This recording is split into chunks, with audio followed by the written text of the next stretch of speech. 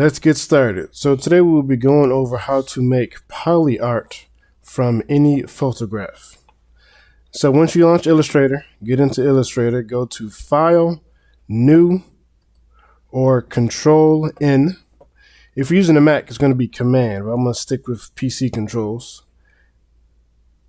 So Control N, and then I want you to make the width 11, height 17, and make sure you're on inches for the units of measure. Press Create. All right.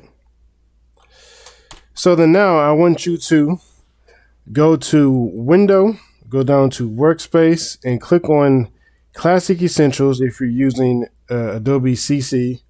You can click on Regular Essentials if you're using anything lower. But if it's already on it, press Reset Classic Essentials. And then it's going to get you back to the default. So we're going to open up the panel on the right, which gives us the layers, the swatches, the appearance, the stroke, gradient, and transparency, which we will all be using for this tutorial. All right, so once you go to File, I want you to go to Place, and click on your image. Now go to the top right corner or the left corner, depending on if you want to drag. Click and drag it diagonally across so that the image is going to be stretched, because if you were to just click it, you want the File, Place, click on the images, click, it'll open up. It will usually open up the size that the image is, but we don't want that. We want to be able to have control over the size of the image. So we want to click and drag it out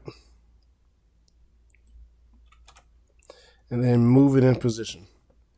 So when you're moving in position, if you want to scale it up at all, you always click on one of the corners, so the top left, top right, bottom left, bottom right corners, always holding the Shift button and then scaling it, because it's going to scale the image proportionally and not stretch it or squash it.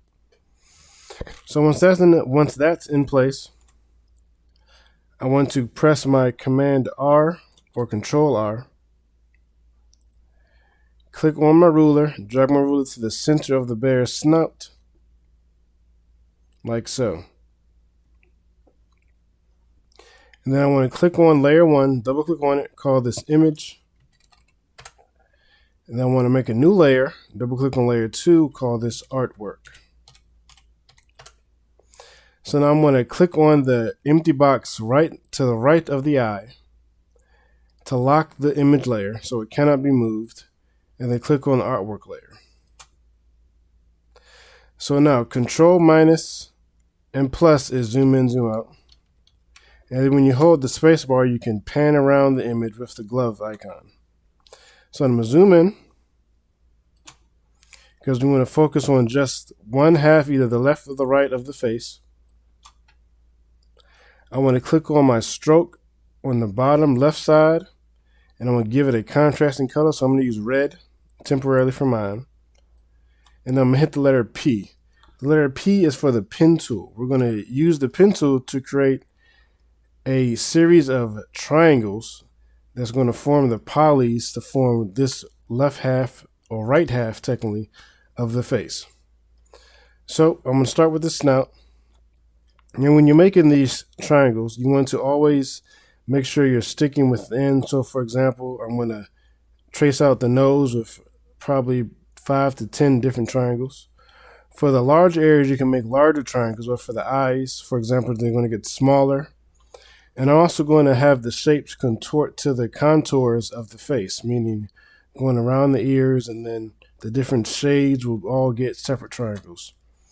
So for starters, actually this line is not quite in the center, so I'm going to move my guide over just slightly to be right in the center. I'll lock that image layer back.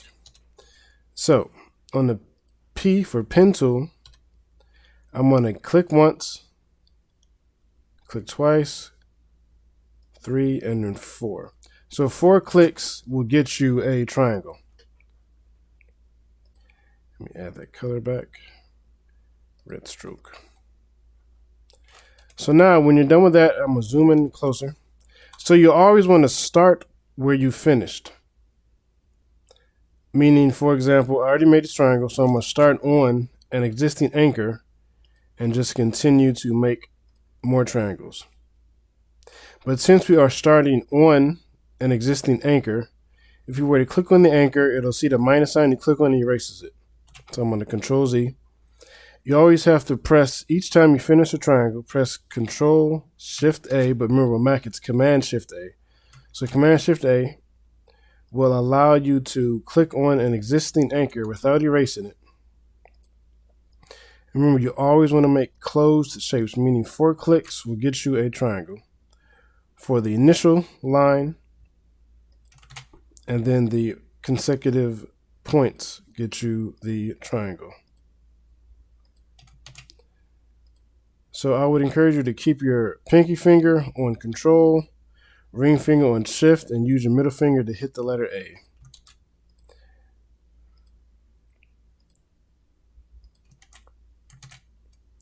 And each time you're clicking Command Shift A after you make A.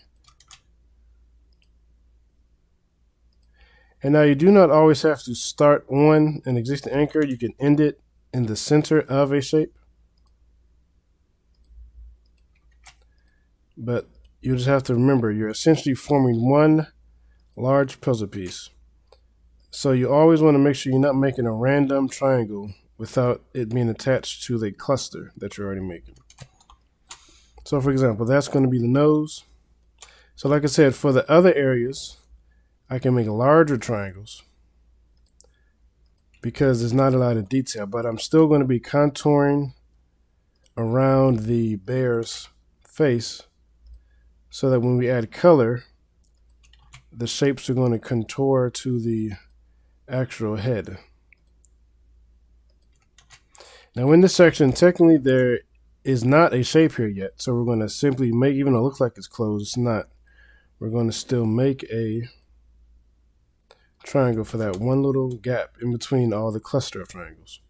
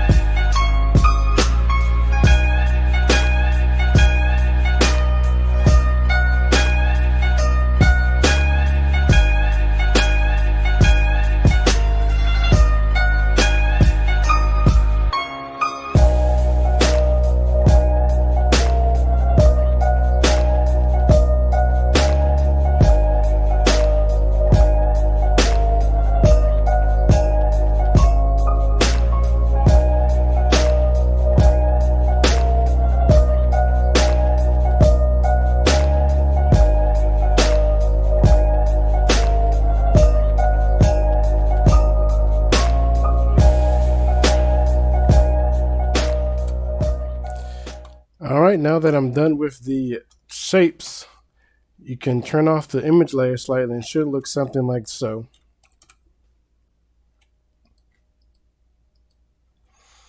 Now, as you can see, when you go into the eye, you do have a significantly larger cluster of shapes around the nose and the eye. But now what you want to do is you want to zoom in and pan around and hit A. A is the keyboard shortcut for the direct select tool. You want to marquee over, meaning click off and click over the anchor points cluster. And then we want to make sure that they're all touching each other. Like this one is a little bit off. So I'm going to marquee over, then go to center, align, so horizontal align center, and then vertical align center to make sure that all these cluster points are touching perfectly. Because you don't want any gaps like this cluster. You don't want any gaps in between the shapes, or else you're going to lose the whole poly art effect. All right, looks pretty good. So now zoom out, Command minus, or Control minus for PC. I'm going to turn back on my image layer. So now comes the coloring. So click on V, which is the direct select tool, or the black arrow tool. I'm sorry, which is the selection tool. The white arrow is the direct select tool. So click on the line, meaning the stroke of the shape, because remember, if you click on in the center, you can't click on anything because there's no fill yet. So click on the path, and then hit I for the eyedropper tool, and then click in the center to give it a fill color. So you're going to go around, you can zoom in, and remember, keep your pinky finger on V and your index finger at the I. So click is just simply allowing the image to essentially color itself by toggling between the V, which is the selection tool, and I, which is the eyedropper tool. Now you can manually color it in yourself, but this just takes the guesswork out of it. Meaning it is slightly random in the sense of you don't have full control over exactly which hue of the color gets chosen, so you're allowing the image to dictate its own color. So I'm going to go ahead and finish this off.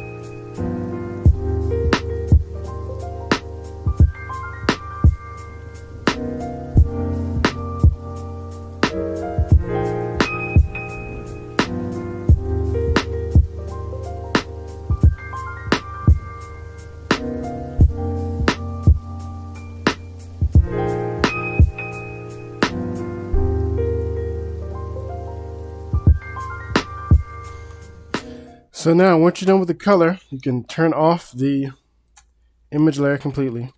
So I'm going to zoom in, and I still have a few white crevices. So what I'm going to do is I'm going to click on my direct select tool, which is A. I'm going to zoom in and hover, marquee over these two anchor points, and just simply move them into position. So I'm going to marquee over these little three and move these to make sure they're touching. So I'm going to make sure that all of these triangles are all butted up right up against each other.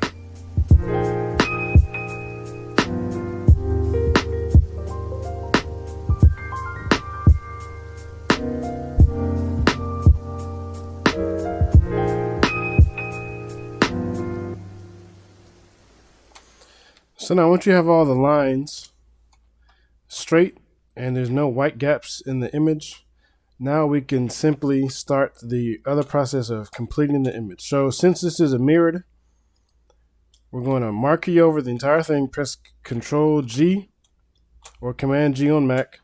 We're going to hold the Option or Alt key, so you should see double arrows appear, one black, one white. Click and drag over to the right. Let the mouse go before you let go the key. Right click or Control left click for PC or for Macs. Reflect. We want to vertical reflect. Press OK. And then we're going to merge the two together. So we're going to line them up and then put them together. So once you have the one head, we're going to mark you with holding again, press Command G, so now the two halves are grouped together. And then we're going to click on it and then hold Shift and scale up so that the head fills more of the image plane. So once we're done with that, we're going to click on the Artboard tool or Edit Artboard tool, Shift O, And we're going to do the same Alt Option to clone over. So holding the Option key, Alt key, click and drag to the left once, hit V, and we're going to mark here with the first one, and we're going to simply turn it back to black and white to make it the outline version. So default fill and stroke makes it outline so you can see all the geometry. We're going to leave this one as the solid color one, and then we're going to click on the Shift O again. We're going to copy it over one more time, and then we're going to click on it, press Control C, Control F, which is copy, paste, and place, meaning we just paste one directly on top of where we copied it from. So you can see it's 2. And then we're going to go to the gradient, making sure the fill is active. We're going to go to the gradient panel and simply click on the gradient. Now you can turn on your default gradient, which is normally black and white, but I'm going to leave mine to be this custom one. And then I'm going to click on transparency. I'm going to go to normal, turn normal to multiply. And then I'm going to lower my opacity to say 50%. And you can still edit the gradient and still get different effects.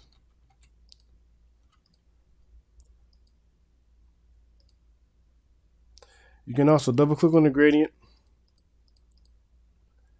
and choose the actual color. For example, if we were to go with a purple and then change this to be a different color. But normally by default, leave it at black and white. But you can also change the angle. So I'm going to put mine at 45 degrees, like so. So we have outline, solid color with gradient, layer over top.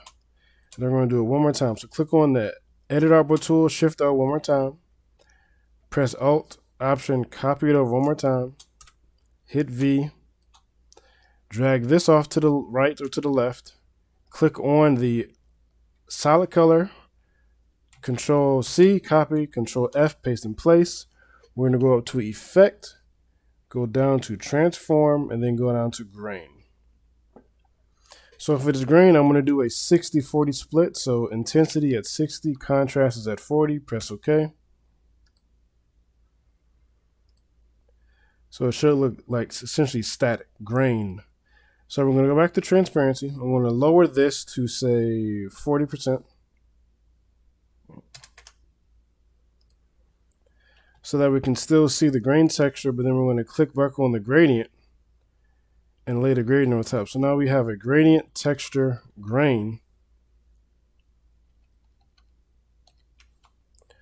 overlay. So now I'm going to click on my rectangle tool. Keyboard shortcut is M.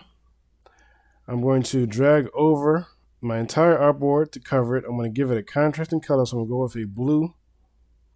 And then I'm going to press Command or Control Shift left bracket, which is next to the P. So it's going to send the shape rectangle to the back. And I'm going to simply press the Option Alt key and copy it over 1 and 2 more times.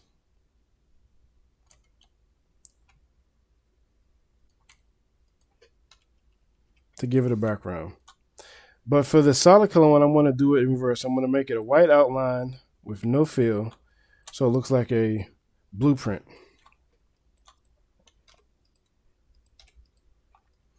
So when it's all said and done, you end up with 4 artboards, one with the outline, solid color gradient, and then solid color with a gradient texture overlay. So now save it, File, Save As. Call this Poly, whatever your animal is called. So I'm going to call it Poly Bear. And then press OK. So always save it as an Illustrator file first. Go to File, Save As Adobe PDF. And use Artboard to check. Make sure you have all. So it's going to make one document with 4 pages. And each page is going to be the corresponding artboard. So now once I say you have completed your first set of poly arts from a single image, so you have this one image that was used to make these polys.